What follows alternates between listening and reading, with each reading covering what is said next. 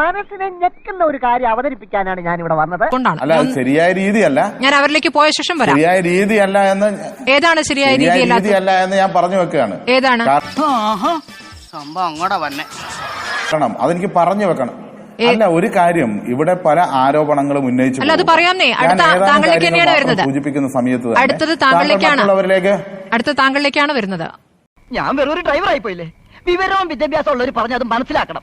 നമുക്ക് ഡോക്ടർ ഷേളിവാസ് പോകുന്നതുകൊണ്ടാണ്. താങ്കളിൽ നിന്ന് ഒരു കാലത്തും ഒരു ചർച്ചയിലും നീതി പ്രതീക്ഷിച്ചിട്ടല്ല ഇരിക്കുന്നത്. കേട്ടാ, ഞാൻ പറഞ്ഞപ്പോ നിങ്ങൾ വിശ്വസിച്ചില്ലല്ല. ഒരു ചർച്ചയിലും താങ്കളിൽ നിന്ന് എപ്പോഴെങ്കിലും ഒരു നീതി പ്രതീക്ഷിച്ചിട്ടല്ല ഇരിക്കുന്നത് എന്ന് ഞാൻ പറഞ്ഞു വെക്കുകയാണ്. താങ്കളുടെ രാഷ്ട്രീയ എതിരാളിയിലേക്കല്ല ഞാൻ പോകുന്നത്. കാരണം താങ്കളാണ് അപ്പുറം ഇരിക്കും. താങ്കൾ മനസ്സിലാക്കൂ, ഇന്ന് നമുക്ക് ഇവിടെ തന്നെ കൂടാ, എല്ലാം അറിഞ്ഞിട്ട് തന്നെ കാര്യം. എതിരാളിയിലേക്കല്ലല്ലോ പോകുന്നത്. ഇത്ര നേരം നിന്ന് എല്ലാം കേട്ട് രാഷ്ട്രീയ എതിരാളിക്ക് എല്ലാ സൗകര്യവും ഒരുക്കി കൊടുത്ത് ഞാൻ പറയട്ടെ, താങ്കളിലേക്ക് ആദ്യം വരരുതെന്ന് താങ്കളല്ലേ പറഞ്ഞത്? താങ്കളിലേക്ക് ആദ്യം വരരുതെന്ന് താങ്കളല്ലേ പറഞ്ഞത്? അല്ലേ? തീർച്ചയായും തീർച്ചയായും എനിക്കെന്താ അതിൽ സംശയം? ഇത്ര കൃത്യമായിട്ട് എങ്ങനെ പറയാൻ കഴിഞ്ഞു? കള്ളന്റെ സൈക്കോളജി പഠിച്ചാലല്ലേ കേണൽ. ഞാൻ ഷാഫി ചാലിത്തിന് എത്ര സമയം കൊടുത്തു? ആകെ ഞാൻ ഷാഫി ചാലിത്തിലേക്കല്ലോ പോയത്. ഇവിടെ സൗമ്യയുടെ അമ്മയും ഡോക്ടർ ഷേലിമല്ലേ ആദ്യം മറുപടി പറയാൻ അവസരം നൽകില്ല. അവസരമുണ്ടെന്നേ.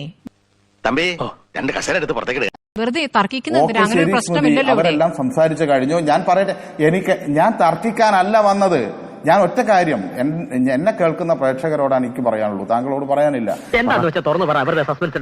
താങ്കളുടെ ചർച്ചയിൽ എന്താ പറയാ, ഒരു അണുക്കിട നീതി പ്രതീക്ഷിച്ചിട്ടല്ല ഞങ്ങൾ ആരും ഇരിക്കുന്നത്.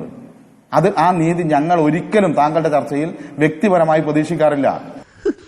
ഇനി നമ്മൾ എന്ത് ചെയ്യുമല്ലയ്യ? എന്നിട്ടും ഞങ്ങളുടെ ഒരു ചുമതല എന്നുള്ള നിലയ്ക്ക് ഇരിക്കുന്നു എന്ന് മാത്രം. അതുകൊണ്ട് ഇതൊന്നും അത്ഭുതമുള്ള കാര്യമല്ല. താങ്കൾ തുറന്നോളൂ, എനിക്കൊരു പ്രശ്നമില്ല. ശരി, കാണുന്നവർ വിലയിരുത്തിക്കോട്ടെ. ഷേപ്പ് കണ്ടപ്പോഴേ തോന്നി ഇല്ലാതെ ഇയാൾ പുറത്തു ചാടി എന്ന് വിശ്വസിക്കാൻ അതെന്താണ് എനിക്ക് മനസ്സിലായില്ല. അല്പം ബുദ്ധിമുട്ടില്ലേ? അതെന്താണ് എനിക്ക് മനസ്സിലായില്ല. ഒറ്റ മിനിറ്റ്. നേരത്തെ എന്തായിരുന്നു അല്ല, താങ്കൾ വന്നോ?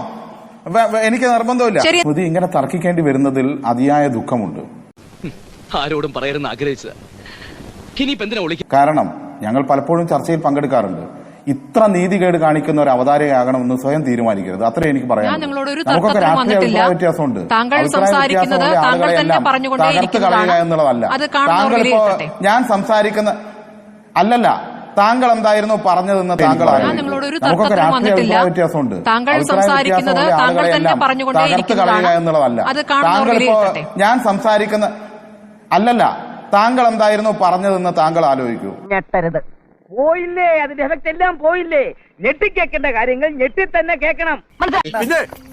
സബ്സ്ക്രൈബ് ചെയ്യണം, ലൈക്ക് ചെയ്യണം, കമന്റ്